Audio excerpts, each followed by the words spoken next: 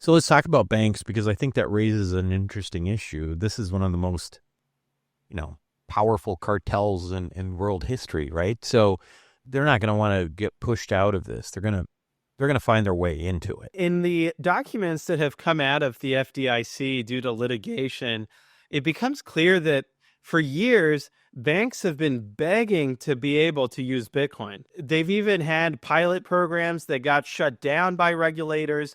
So the reason why they're very interested in Bitcoin is because they want to make money off of it.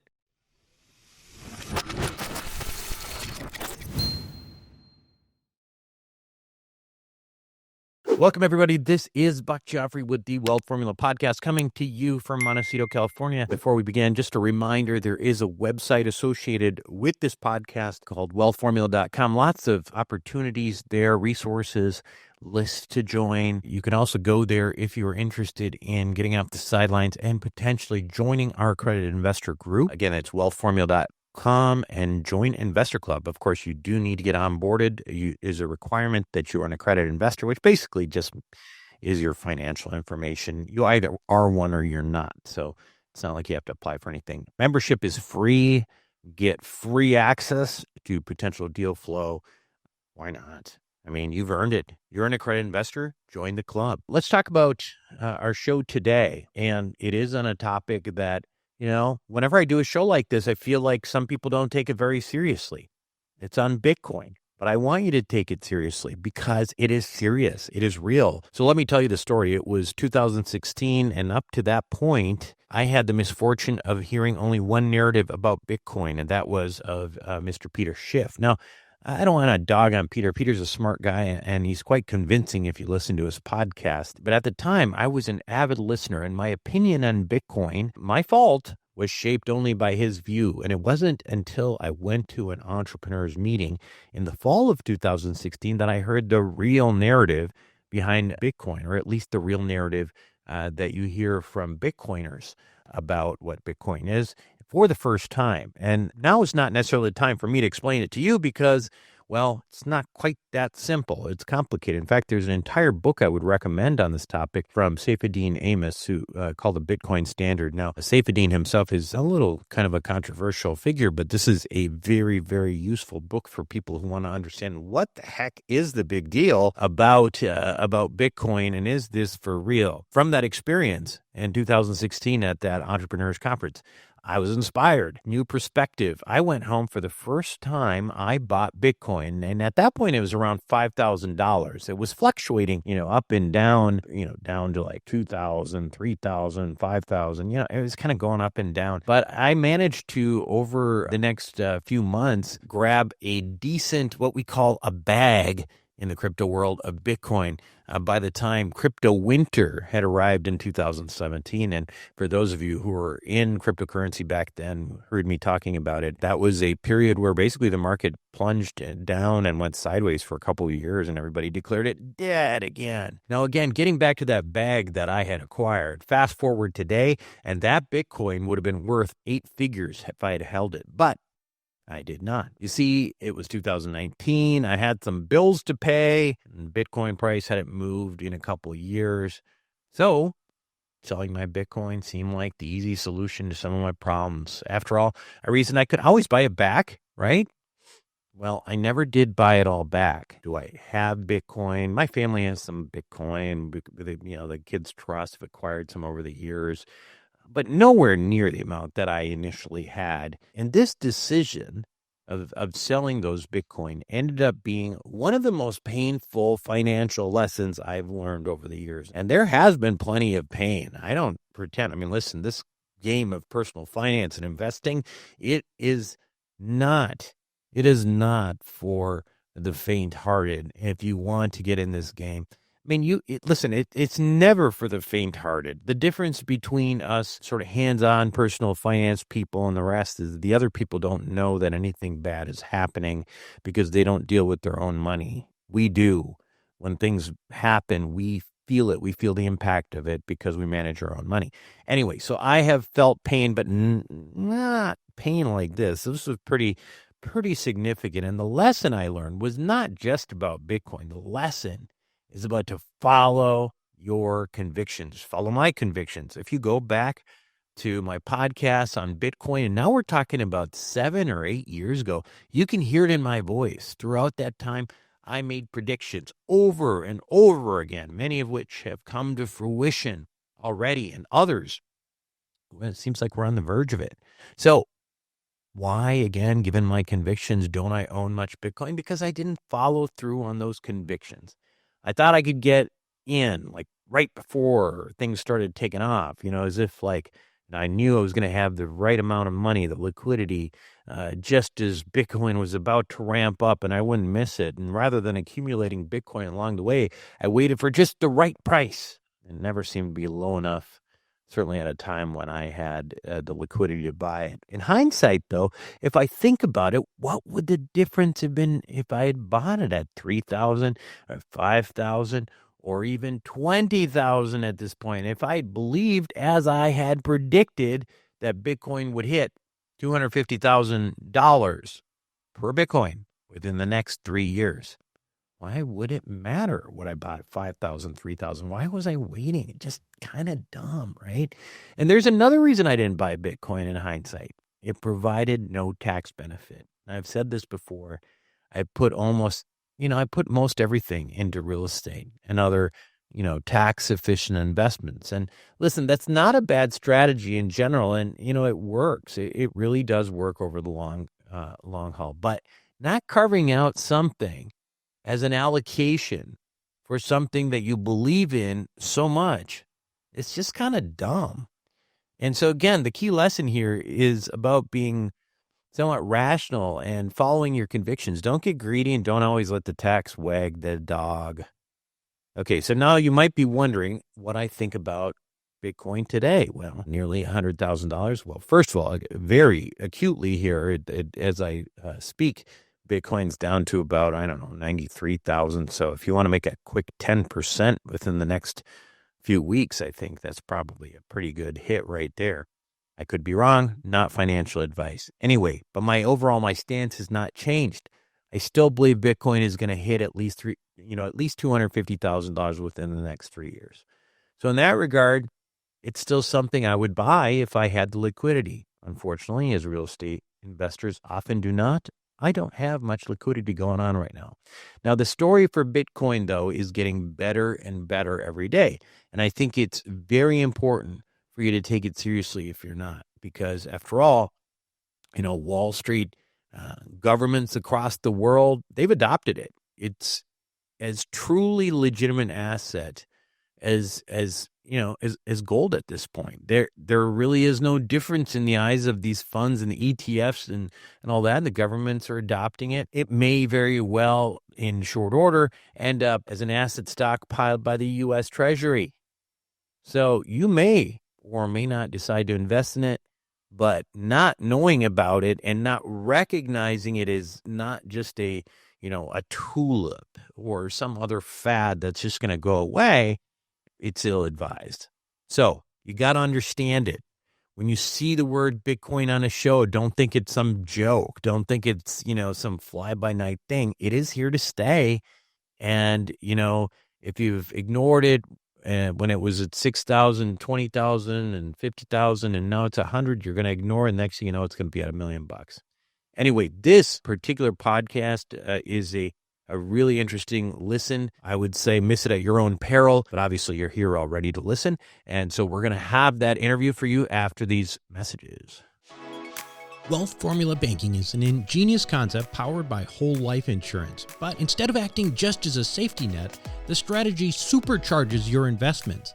First, you create a personal financial reservoir that grows at a compounding interest rate, much higher than any bank savings account. As your money accumulates, you borrow from your own bank to invest in other cash-flowing investments. Here's the key. Even though you've borrowed money at a simple interest rate, your insurance company keeps paying you compound interest on that money, even though you've borrowed it. Net result, you make money in two places at the same time. That's why your investments get supercharged. This isn't a new technique. It's a refined strategy used by some of the wealthiest families in history, and it uses century-old, rock-solid insurance companies as its backbone. Turbocharge your investments. Visit wealthformulabanking.com. Again, that's wealthformulabanking.com. Welcome back to the show, everyone. Today, my guest on Wealth Formula Podcast, Pierre Rochard. He is a founder of Bitcoin Advisory and has been involved with Bitcoin as a researcher, investor, and software developer since February 2013. He co-founded Satoshi Nakamoto Institute to curate the best primary source literature on Bitcoin and cryptography. In addition to developing Bitcoin software, he is an outspoken advocate for Bitcoin's decentralized governance, and in 2017, he began co-hosting the Noted Bitcoin podcast. That is NODED. For those who are in the know, that is referring to digital assets. Anyway, Pierre is widely recognized as an authority on the investment case for Bitcoin and has previously worked at Deloitte, BitPay, Hudson River Trading, and Axial. Pierre, how are you? Very well. How are you, Buck? Good, good. I'm glad you joined us. My audience, we're sort of a typical, more of an alternative asset, macroeconomic type podcast, talk a lot about real estate in general, but, I have been sort of, I guess not warning, but have been telling people that this whole Bitcoin thing is a real thing since 2016, 2017 now. And it seems that prediction is becoming more and more true every day. And I wanted to kind of get your thoughts in general about the state of Bitcoin today as it is received by the sort of global economic machine. Yeah, absolutely. That's a great question. So I think that when we look at Bitcoin, there's several different lenses to look at Bitcoin through, different layers we could call them. So the one that I think most people are familiar with is just the Bitcoin price, right? So how does Bitcoin interface with the global financial system in terms of supply and demand? And what we've seen over the past, I'd say over the past 12 months is the combination of a supply shock. So every 4 years, the quantity of Bitcoin being added to the ledger gets cut in half. This is the halving. So that happened in April of last year. And on the demand side, we've also seen a demand shock in the sense that demand has increased from a combination of ETFs. So Bitcoin got its first serious ETFs last year with BlackRock and Fidelity and others as well. So that has driven a lot of demand from folks who maybe in the past they weren't keen on learning about how to manage private keys and all of the complexity of actually holding, what we could call physical Bitcoin or raw Bitcoin. But we've also seen a huge amount of demand come from the fact that in July of last year, President Trump, who was then, candidate Trump, spoke at a Bitcoin conference in Nashville, Tennessee. He spoke highly of Bitcoin, was pretty fluent about a lot of different concepts around Bitcoin. And that drove a lot of attention from folks who, maybe they saw Bitcoin as interesting, but it was suffering from a lot of regulatory risk. And when they saw that the now president was essentially legitimizing this asset, that it removed a lot of the regulatory risk, in particular after November 5th. And we saw Bitcoin skyrocket over $100,000. And so that's where we're currently at. Let me kind of drill down on a few of the things that you mentioned. And one is the supply and demand issue. There are never going to be more than what I believe it's 21 million Bitcoin. Yeah. Is that right? And where are we at with that number right now? And what happens after all those Bitcoin are mined? Yeah, great question. So we're at approximately 19.5 million Bitcoin have been mined. So more than 90% of the supply is already on the market and unlocked. If we look at the past history of Bitcoin, it started out with 0 Bitcoin on the ledger in January of 2009. So it's really been 16 years, and now all the Bitcoin are out on the ledger. And I think that contrasted with other cryptocurrencies that have this big overhang of future unlock, vesting of tokens in the future, Bitcoin's really unique in that almost all the Bitcoin are already mined. Now, to your question about what happens after they are all mined, so the mining incentive is twofold. It is the new Bitcoin being added to the ledger, it's also transaction fees. So whenever you're sending a Bitcoin transaction, you pay a small fee to the miners.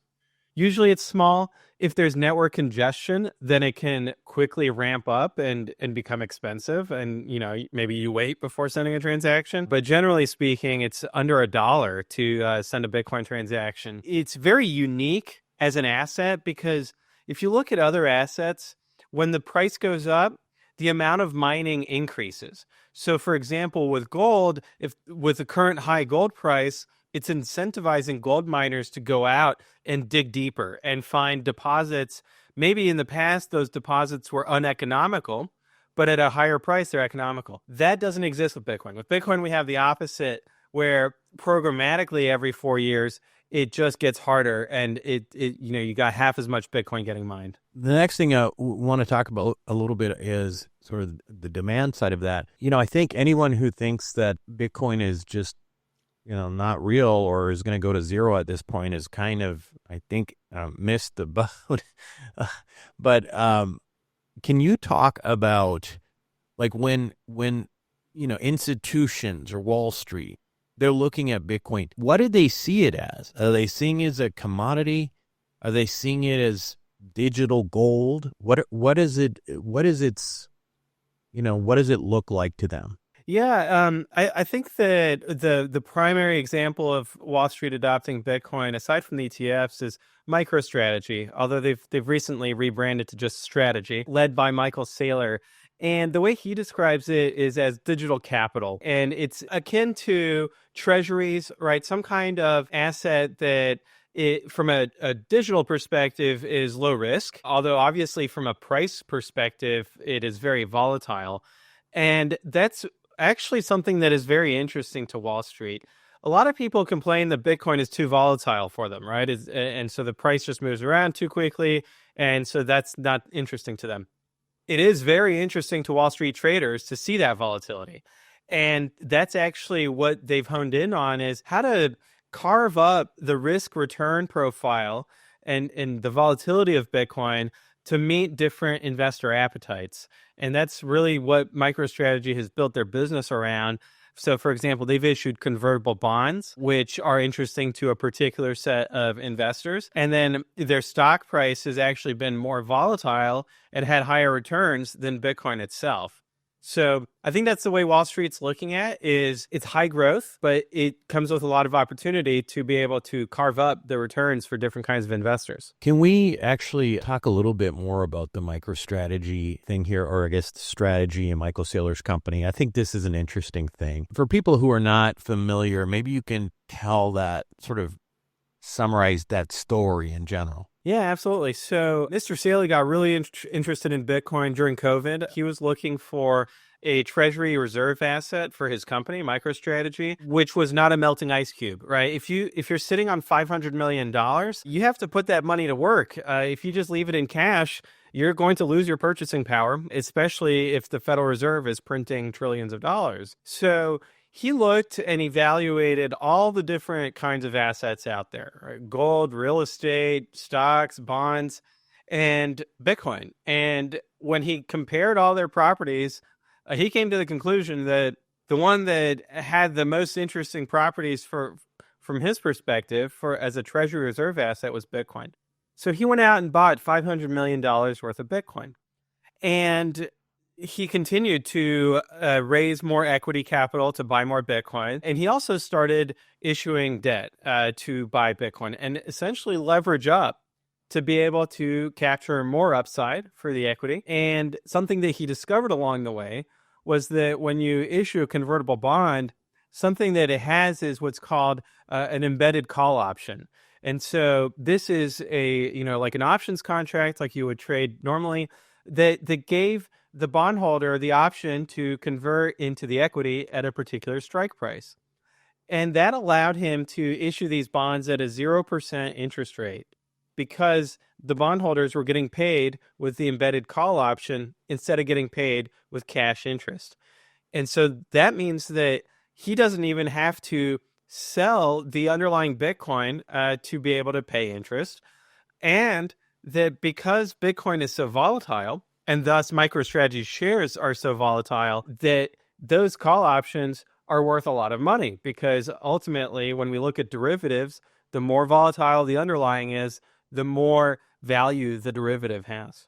Right. And then there's also from an investor standpoint, a retail investor standpoint, if you don't have exposure to Bitcoin, it's kind of an interesting way to get in, because it's actually you talk about the convertible bond, right? The dividend on that is pretty high too. Isn't it like 10% or something? So it depends on, the particular pricing of, there's also like MicroStrategy Yield, MSTY, that is an ETF that is synthetically creating yield. And that he's come out with a new instrument most recently, STRK, which is a preferred share, preferred stock. And so that has I think that you're right, that has a 10% or an 8% yield on it. And so for investors who are looking for a yield opportunity rather than just a principal growth opportunity, that's something to take a close look at. Now, of course, once you start looking at having a higher return, you're often taking on a higher risk as well. And so that's something that investors should be conscious about, that the, strategy play is not the same as just buying a Bitcoin ETF. And that's not the same as just going to an exchange and buying Bitcoin and withdrawing it to your cold storage private keys, right? So there's trade-offs all along the way. Something that's been interesting, though, is that historically, when people want to take on more risk to earn more return, they would turn to what are called altcoins, right? Other cryptocurrencies that are less liquid than Bitcoin is, and so have historically in bull markets outperformed Bitcoin, and then in bear markets underperformed Bitcoin.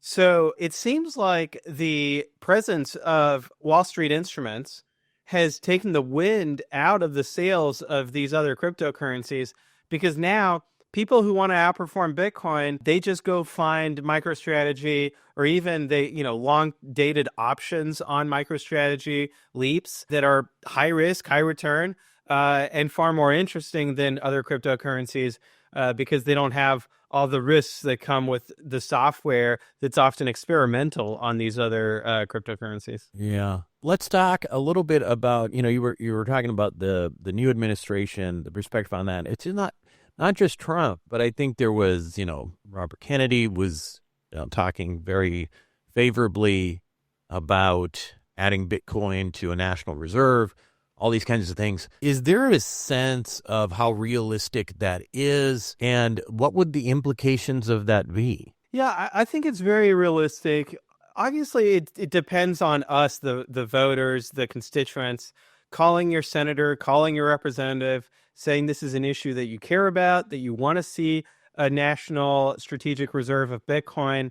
And there's lots of really great, compelling arguments for why one should exist. And in fact, there's legislation that has been written by Senator Cynthia Lummis from the state of Wyoming at the federal level. At the state level, there's also legislation that's moving through state houses to create state-level reserves of Bitcoin. And it comes down to, do you want to buy some Bitcoin today so that you pay less in taxes in the future, right? Because if the price of Bitcoin goes up, its value appreciates, well, we'll be able to use that strategic reserve to pay off the debt or to make other, strategic investments. And that ultimately is the purpose of Bitcoin, is to hold it, see its purchasing power increase, and then to find a way to put it to good use. And so I think it's very realistic. The timing of it is up for debate because there's lots of lobbyists who have lots of other priorities, and they're trying to push through their legislation and not necessarily prioritizing what might be in the best interests of Americans. What are some of the other changes? Like, I know there was some issues. David Sachs, the czar for crypto and AI, has been talking about, trying to clarify regulations, that kind of thing. There's been talk about, zero capital gains taxes on American sourced, or I guess originated, cryptocurrencies.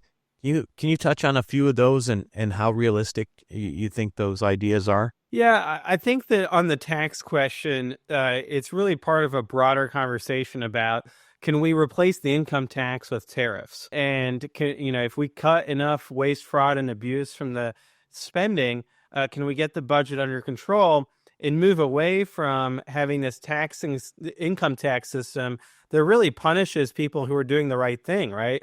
People Right. who are investing in the country, people who are earning money for their families. So with regards to the specific rumor about U.S. sourced cryptocurrencies, I would take that with a giant grain of salt. It seems like that was started by people who have a vested interest in U.S. sourced cryptocurrencies. And the reality is anybody can create their own cryptocurrency here in the US, right? It's not a particularly, from my perspective, an interesting thing to do because it's trivial. We saw President Trump do it. He launched Trump Coin. We saw Melania do it, right? And you can launch Buck Coin as well, on these platforms. But the interesting thing about Bitcoin, it's not that it's made in the US. Although a lot of Bitcoin mining actually does happen in the U.S. We have a lot of mining here in my native state of Texas. What's interesting about Bitcoin is that it's actually international, right? So it's a global currency that is interesting to not just Americans, but to a global investor base. And so, you'll hear people talking about Bitcoin on every continent. It's not specific to the U.S. And if it was specific to the U.S., I think it would lose its appeal as this new global reserve currency. So I take that with a grain of salt. Now, on the regulatory front, over the past 4 years, what we've seen from the Biden administration has been an all-of-government assault on this industry. So they have tried everything short of banning Bitcoin. Although, Elizabeth Warren actually had legislation that would have effectively banned Bitcoin in the United States. It didn't go anywhere because it's a politically unpopular position. Behind the shadows, in the administration, is specifically at the FDIC and at the Federal Reserve and at the CFPB, they have been telling banks, do not bank Bitcoin companies. And they've been doing it quietly because they know it's illegal to do it, publicly and loudly. But thanks to excellent FOIA requests, all of this is coming to light. And there's going to be severe repercussions for those who were involved in this unconstitutional activity. But, for the industry, it's the light at the end of the tunnel, finally, that after years of this really unfair treatment from regulators that they knew was wrong themselves, that, they went far beyond what Congress had allowed them to do.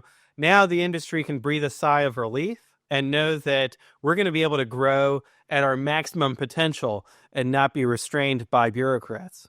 You mentioned you're from Texas. Texas is already making steps towards, I don't know if they already did it, but I understand that they were going to make Bitcoin part of their state reserve. Maybe a comment or two on that. And then as a follow-up to that, is this adding to the reserve of states, adding to the reserve of the U.S., the implications here, you only have 21 million total Bitcoin. You can't make more, so the price goes up. That's it, right? It's as simple as that. Yes, your last question, I think it is as simple as that. And that there's lots of different reasons to adopt Bitcoin, and I think they apply equally well, whether it's individuals like us, corporations like MicroStrategy, or governments like the state of Texas or the federal government. And, for Texas, we do have a bill that is currently in committee that would allow the state of Texas to purchase up to $500 million worth of Bitcoin per year. And so that's kind of where they're starting at. I hope to be testifying there in that committee to encourage them to raise that number, because I think that when we look at the resources that Texas has, that number is kind of disproportionately low. The state has a lot of oil and gas resources, for example, that, when we look at the reserves, we have to add up all those assets and then think about how much should we diversify, right? What percentage of the state's portfolio should be in energy assets, gold, Bitcoin, and the like. And so that's a really interesting opportunity for the state, and I'm looking forward to that getting passed. 2017, I was saying this is, in 5 years, this is over $100,000, and well, gosh, it got there. It got over $100,000, And then you put these sort of ideas together of, the reserves, global reserves, potentially central banks, and you think, well, gosh, this can't go anywhere but up. But of course, it always can go down, right? Yeah. And one of the things that caught my attention, and I'm curious about how, the Bitcoin community at large is thinking about this, is the rise of supercomputers and threats to cryptography. Can you talk about, for people maybe who don't understand what those issues are about, maybe kind of clarify that and then kind of give us your take on it? Because to me, it's like, when you look at the opportunity, it's huge, right? And then you start, anytime you have a huge opportunity over the course of a next decade, thinking about how much money could go into this, you got to think, well, what could go wrong? Absolutely. And so, today Bitcoin is total market cap of $2 trillion. And so it's a really interesting question of how does the cryptography prevent someone from trying to steal this $2 trillion worth of an asset? Because that is an astronomical amount. I know the U.S. government spends more than that, but, that's still an astronomical amount. So, when we look at cryptography, there's two ways to break cryptography, speaking at a high level. One is brute force, where you just apply as much computational power, electricity, and chips, and you try to break it, through the front door, right? Breaking it down. And that's actually what the Bitcoin mining process is. So these computers are trying to brute force the hash of a block. I won't get into the technicals, but basically they're using up a lot of electricity to do that. And the network as a whole actually changes the difficulty every 2 weeks. So when there's a lot of computational power on the network, the difficulty automatically increases and vice versa. And so that's how the system is able to stabilize the fact that you have lots of very powerful computers trying to mint new Bitcoin, right? Add new Bitcoin to the ledger or process transactions. On the other side of the cryptography of how the Bitcoin are actually secured in the ledger, that uses what is called elliptic curve cryptography. And so there, the intuition is that with elliptic curve multiplication, you can multiply, but you cannot divide. Again, won't get into the mathematical proof there, but it's something that really all of modern society relies on. So when you log into your online bank, they're using the same concepts that Bitcoin is, right? Just in a different way. And so if cryptography gets broken, it's not just the Bitcoin you have to worry about. It's every single modern system that exists, whether it's the Federal Reserve or the Department of Defense, the CIA, everyone's vulnerable to these issues. But, with Bitcoin, something that's really interesting is that it's open source. And so the cryptography actually gets improved over time as cryptographers make new discoveries, find better ways to do things. Most recently, they added a new digital signature scheme. So before they used ECDSA, now in addition to that, you can also use what's called Schnorr signatures.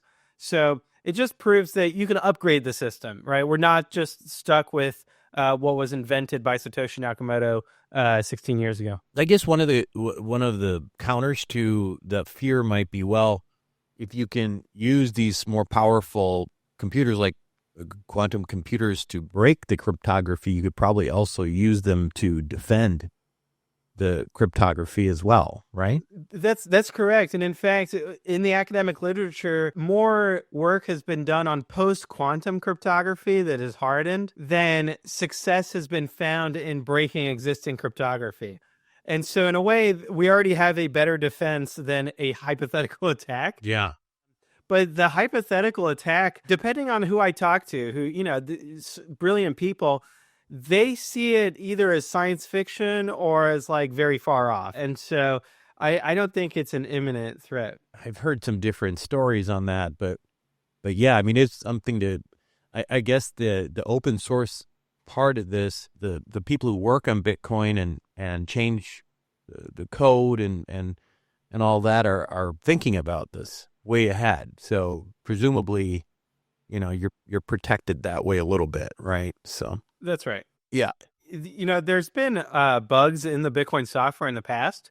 The most recent one was back in 2013. Knock on wood, it's been a while. The developers were able to fix it, and then it wasn't an issue. And so I think that really contrasts with a big company or a bank or a central bank where it's very opaque and you don't have that level of transparency and you can't go in and fix a problem when there is one. You have to rely on a third party. And that's really, I think, the value proposition for Bitcoin is that you don't have to depend on anybody else. You can be your own bank and be independent in that way. So let's talk about banks, because I think that raises an interesting issue. This is one of the most, powerful cartels in world history, right? So they're not going to want to get pushed out of this. They're going to find their way into it, right? And I'm curious how you think that plays a role. I mean, as of today, even with, around $100,000 Bitcoin, with the pro-Bitcoin presidential administration, everything, you can't, listen, if you make a personal financial statement to a bank, there's no place to include your Bitcoin, In the documents that have come out of the FDIC due to litigation, it becomes clear that for years, banks have been begging to be able to use Bitcoin. They've even had pilot programs that got shut down by regulators. So the reason why they're very interested in Bitcoin is because they want to make money off of it. They realize that they can use Bitcoin as collateral and lend dollars against it and be able to earn interest income just like they do on a mortgage. They also could be able to buy and sell Bitcoin for clients, right? And so that's how Coinbase has made a lot of money as an exchange, is by providing that brokerage service to their clients. And so banks have felt like they have been locked out of this opportunity by regulators. And I think that with the regulators out of the way, the banks are going to come in full speed because they want to make money just like anybody else, right? When you say for years, like how long? Because obviously we had the first Trump administration. Trump was not particularly pro-crypto. That's been a change. Correct. And then Biden administration was obviously very anti-crypto. So we're talking about, for the last 7 or 8 years or so that these banks have really shown interest. Is that about right? Well, even if we go back further than that, the first ETF proposal was in 2014, and that was shot down by the SEC. And so it's been a very long period of pressure building up in the financial system wanting to access Bitcoin. And of course, with Biden, the Bitcoin price was, very interesting to banks. There was no greater pressure than during the Biden administration to provide Bitcoin products. But they were locked out for that period. Now we're entering a golden age. Yeah, it's interesting because, still, if you look at Bitcoin collateralized loans, I had a company on, I think they were, I can't remember, Unchained Capital or something like that. And, they were, they're about as sort of conservative bank-like institution as there are. And, they're charging like 14%. And you look at Bitcoin as collateral, if you're taking custody of it and you can do a margin call, it seems crazy to me that 14% is what you would have to pay for that, right? And I guess what the industry needs to get better loans is more competition. That's correct. Competition. And the only way to have that competition is to have a regulatory framework that treats the asset fairly.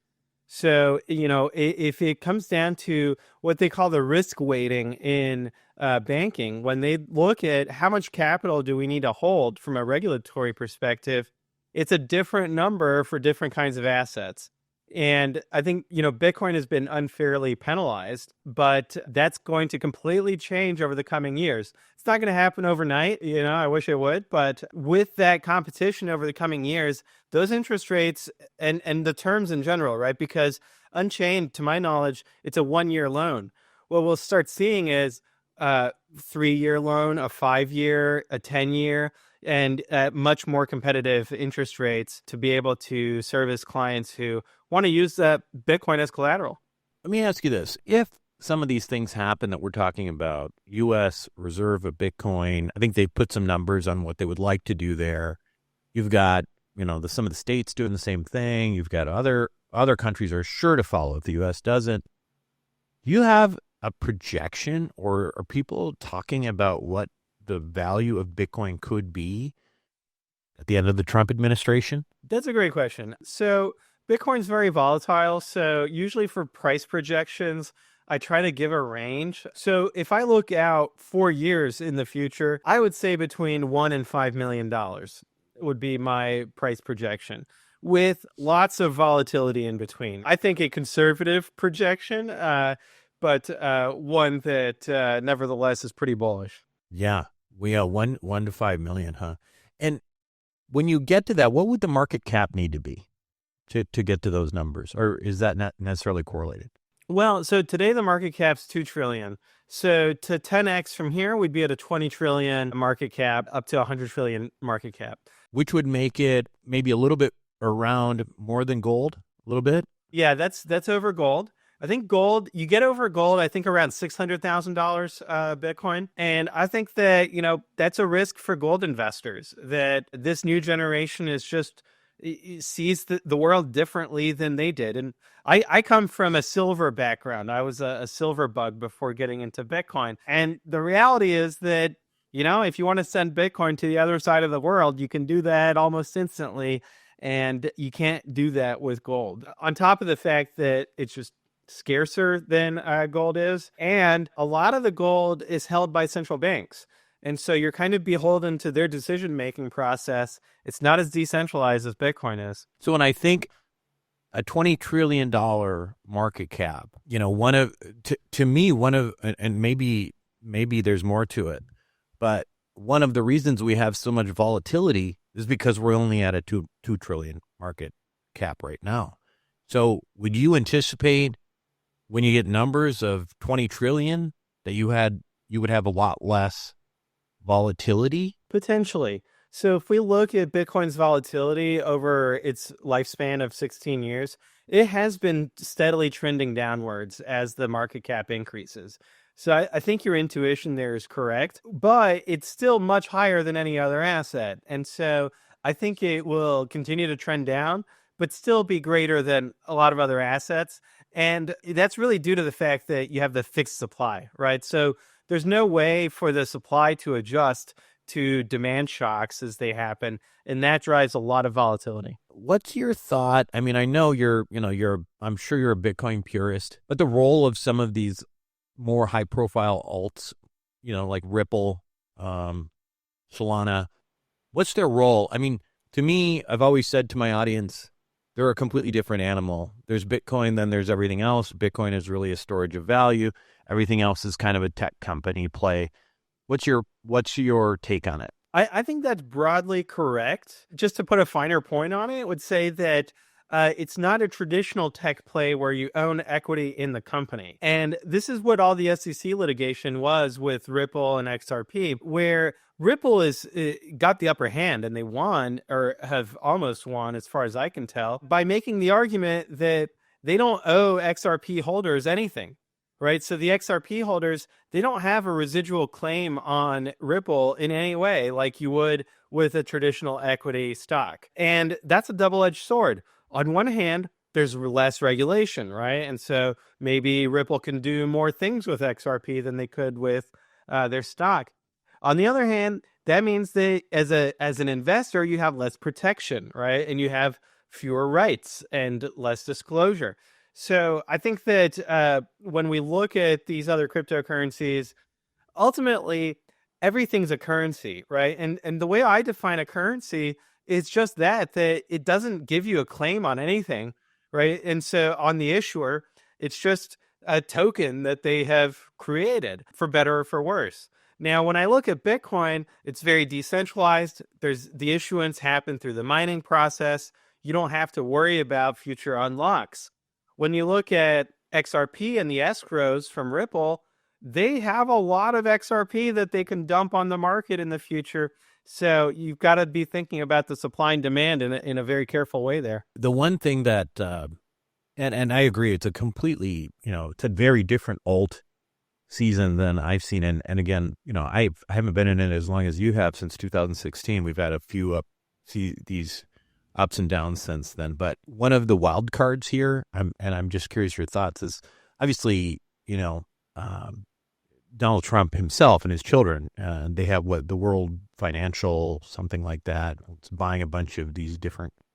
It makes the whole thing completely unpredictable. You have just no idea, right? I mean, if you've got, the president, and obviously one of the most sort of truly influential across the board, like the type of president who can make people do things, buying up things, it certainly changes what could happen. It does. But at the end of the day, as much as I love President Trump, he can't change the laws of supply and demand. And so when we look at the Trump token, for example, it pumped and now it's really in the dumps. It has been sliding down. And it really comes down to the fact that when the price goes up, it creates an incentive for people to come along and either imitate him, right? So we saw like Barstool Sports, Dave Portnoy getting interested in meme coins. Everybody wants to launch their own meme coin. And then that ends up just diluting all the meme coins. And it creates an incentive for the insiders who have Trump coins to go out and sell them on the market. While I like Trump a lot, we as investors, we got to keep our thinking caps on and look at the supply and demand. Yeah. So what do you think happens the rest of this year? Obviously, a lot of people who were Bitcoiners were getting super excited when Trump got elected, thought there was going to be some big sweeping changes like within the first month or two. What do you think happens this year? Yeah. So to be clear, there have been sweeping changes within the first month. And I've been astonished by how quickly they're moving on all fronts. So the White House executive order for the Bitcoin Strategic Reserve essentially has them creating a recommendation within the next 6 months. There's already legislation in the Senate that I mentioned from Senator Lummis. So that's in play as well. But, putting that aside, when I look at the price, what we saw was that the price has been kind of behaving in a step motion of it was sideways at 60K for a while.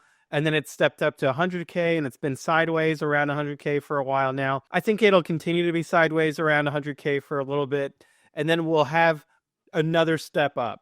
Now, in the meantime, of course, we have these violent dips that try to liquidate the leveraged long traders and the weak hands. But I think that we're in a bull market big picture. And so what I'd encourage people is to dollar cost average, buy a little bit of Bitcoin. When your paycheck hits, don't just go all in and then panic sell when it drops 3%, because I think that this bull market is just getting started. Especially, I saw somebody pricing Bitcoin in terms of gold, right? Which is an interesting way to look at it, because then you remove the dollar inflation aspect of it. And in terms of gold, all we are at is the previous all-time high of 60K. And so if you adjust for inflation, Bitcoin's kind of the bull market has barely begun. And so that's kind of my expectation for this year. Although from the traders or the people who look at the historical graphs, they say a lot of them have been saying that the end of the bull market will be in March or at the end of March. You don't buy that, obviously. So historically, the parabolic top for Bitcoin was in December. So December of 2017, December of, I think it was 2021 or 2022. It's been a while now. I need to refresh myself on the charts. So that'll be one way to potentially look at it. The counter argument is that everything has changed. And so that we are in a completely different kind of cycle now because the halving has less and less effect, because essentially it's a smaller percentage of the total market cap that is the new issuance of Bitcoin miners. And the other is that you have new institutional players who have a much longer time horizon than past players, right? So those retail investors who were essentially just momentum traders are smaller relative to the ETFs that are buy and hold, for 30 years. Tell me about your podcast. Totally interested in knowing about it. I'm going to look it up right now, actually. Yeah, so that's a podcast I started with my college buddy, Michael Goldstein, who he's on Twitter at Bitstein. He's changed his name from Goldstein to Bitstein. It used to be a regular podcast. Now it's more of an annual episode. Oh, okay. Because, we've got young families and tight schedules. But We are actually also rebooting or starting a new podcast that's really focused on the literature that we have on the Nakamoto Institute. So I'd encourage your audience to go find the NakamotoInstitute.org, and there's lots of really interesting primary source literature to get up to speed on Bitcoin there. And of course, I'm on Twitter as well at Bitcoin Pierre. I love tweeting there. And I host a podcast with my wife called Bitcoin for Advisors. She's a financial planner, so that's kind of the lens that she looks at Bitcoin through. Well, that's a good source for people in our space for sure. Fantastic. Thank you so much for joining us, and love to have you on again sometime. Thank you. Happy to come on anytime. You make a lot of money but are still worried about retirement. Maybe you didn't start earning until your 30s and now you're trying to catch up. And meanwhile, you've got a mortgage and private school to pay for and you feel like you're getting farther and farther behind. Good news. If you need to catch up on retirement, check out a program put out by some of the oldest and most prestigious life insurance companies in the world. It's called Wealth Accelerator. It can help you amplify your returns quickly, protect your money from creditors, and provide financial protection to your family if something happens to you. The concepts here are used by some of the wealthiest families in the world, and there's no reason why they can't be used by you. Check it out for yourself by going to wealthformulabanking.com. Again, that's wealthformulabanking.com. Welcome back to the show, everyone. Now, what do you think? I thought that was a really, really interesting interview. And so, again, not giving you any financial advice. I got nothing to gain by this, but if you're sleeping on Bitcoin, not getting some exposure, or at least thinking about whether or not you should, you're not really doing yourself any justice. Now, I will tell you on this end, Bitcoin is extremely volatile, right? So if you do get exposure, my suggestion, buy it and forget about it, all right? Like, just buy it and forget about it. If you did that, 5 years ago or whatever, you would have 10x'd or more, maybe even more. And, but in the meantime, you've gone on this crazy ride. Well, volatility is going to continue to be there for a while.